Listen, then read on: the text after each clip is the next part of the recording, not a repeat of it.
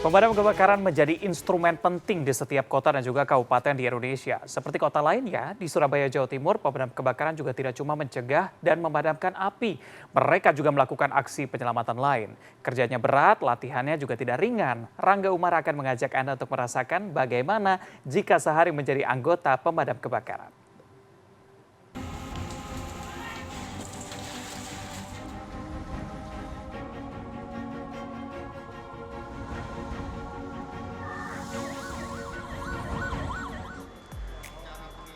Ayo, siapa yang dulu waktu kecil bercita-cita jadi anggota pemadam kebakaran? Tidak salah kok, mereka memang keren. Pakaiannya gagah dan pekerjaannya luar biasa. Mencegah kebakaran, memadamkan api, dan menyelamatkan orang. Setiap kota dan kabupaten pasti punya satuan atau dinas pemadam kebakaran sendiri. Nah, di Surabaya, berdasar surat keputusan Wali Kota nomor 32 tahun 2010, peran pemadam kebakaran tidak cuma berhubungan dengan api. Mereka juga ditugaskan membantu penanganan bencana hingga menyelesaikan keluhan warga. Penanganan keluhan warga bisa macam-macam, seperti ikut menyemprot disinfektan di sekitar jembatan Suramadu, menolong hewan, sampai memindahkan sarang tawon di atas pohon. Mereka layaknya pasukan serba bisa. Istilahnya, palu gada. Apa lu mau? Gue ada. Ada 813 anggota pemadam kebakaran di Kota Pahlawan yang bertugas di 21 pos. Pos utama ada di sini, di kawasan Pasar Turi.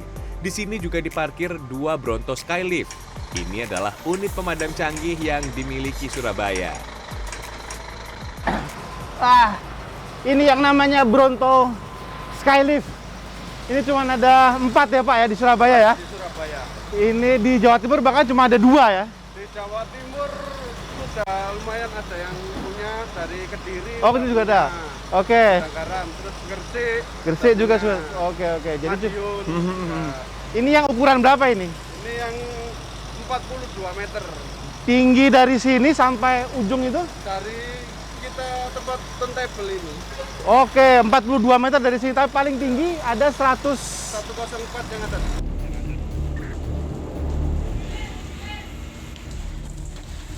Meski jumlah kasus kebakaran di Surabaya terus menurun dalam 2 tahun terakhir, dengan kisaran 600 kejadian, perawatan 85 unit pemadam wajib dilakukan tiap hari. Dari membersihkan unit sampai mengecek kesiapan alat-alat. Jangan dikira membersihkan alat pemadam kebakaran itu gampang ya.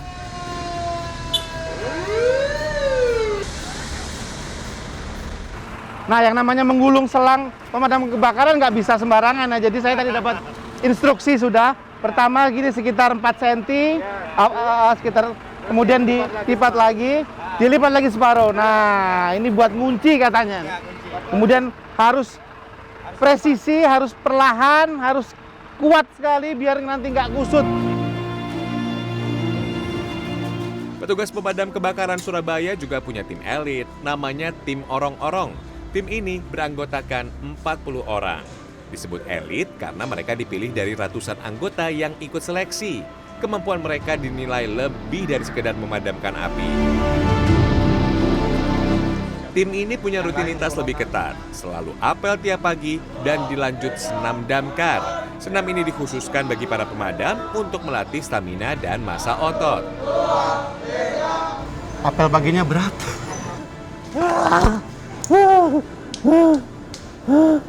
Bagiannya berat. Sehabis senam, mereka istirahat dulu selama 30 menit. Meski sedang beristirahat, mereka terus memantau informasi terkait kebakaran atau hal lain yang butuh bantuan anggota pemadam.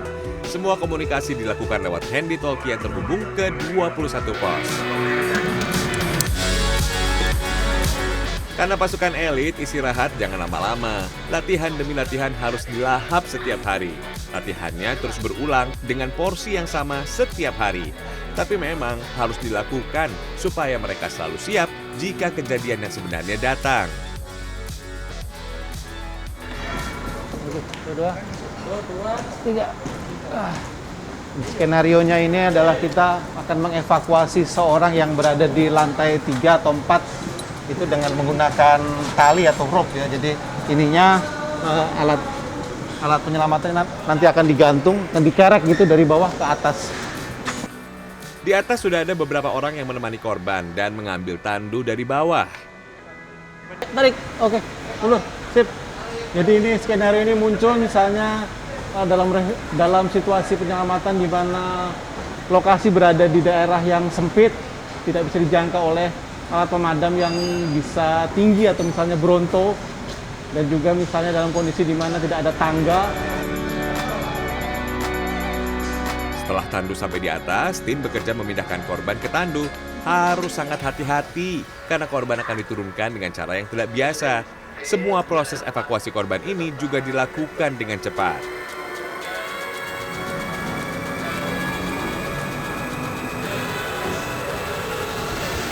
Wah, ini cepat sekali ini ya. Jadi hanya butuh kurang dari 10 menit saja ya, dari semenjak tandu ke atas, kemudian dilakukan penyelamatan terhadap korban, dimasukkan ke dalam tandu sini, lalu kemudian diturunkan dengan menggunakan tali. Prosesnya hanya kurang dari 10 menit. Eits, latihan belum selesai. Berikutnya adalah berlatih memadamkan api dengan unit sepeda motor. Hanya Surabaya dan Jakarta saja yang punya motor pemadam kebakaran. Biasanya unit ini untuk pemadaman api kecil seperti kompor di permukiman padat penduduk.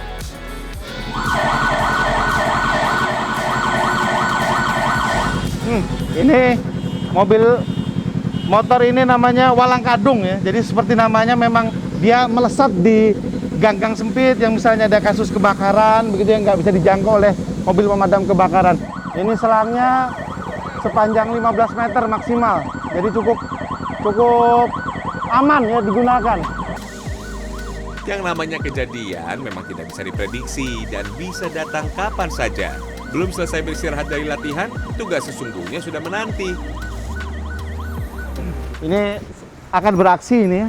Jadi ada panggilan bahwa truk ada truk terguling ya di Jalan Raya Ahmad Yani, dan ini adalah salah satu bagian dari kerja. Ada 10 orang plus 2 sopir membawa unit khusus pengerek atau crane yang ditugaskan. Mereka langsung sigap turun cepat dari pol, berganti seragam, dan segera menuju kendaraan. Ngomong-ngomong, 10 orang yang ditugaskan itu termasuk saya loh. Dan beginilah rasanya di dalam truk pemadam kebakaran yang tengah bertugas. Formasinya akan selalu ada satu mobil di depan untuk memandu unit. Sirine kencang dan klakson terus dibunyikan agar pengendara lain berkenan memberi jalan.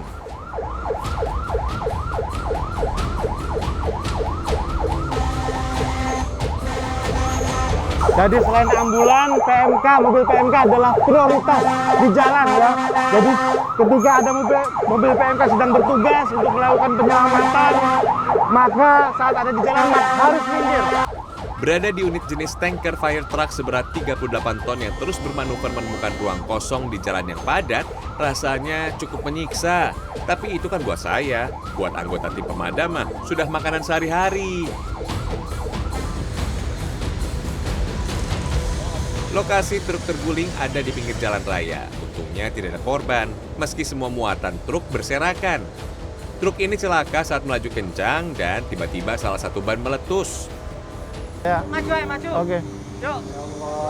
Jadi truk ini ada di pinggir jalan Ahmad Yani ya, salah satu jalan sentral di kota Surabaya. Jadi untuk mengevakuasi ini terpaksa harus ditutup sementara dulu jalannya. Atau misalnya memungkinkan ya hanya seperempat badan jalan saja yang bisa digunakan. Jadi kendaraan terpaksa harus berjalan satu-satu untuk bisa melewati di ruas jalan Ahmad Yani ini.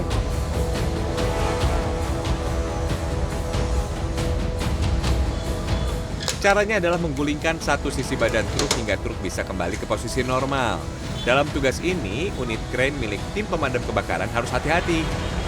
Salah perhitungan sedikit saja, badan truk bisa patah dan akan sulit memindahkan truk dari badan jalan.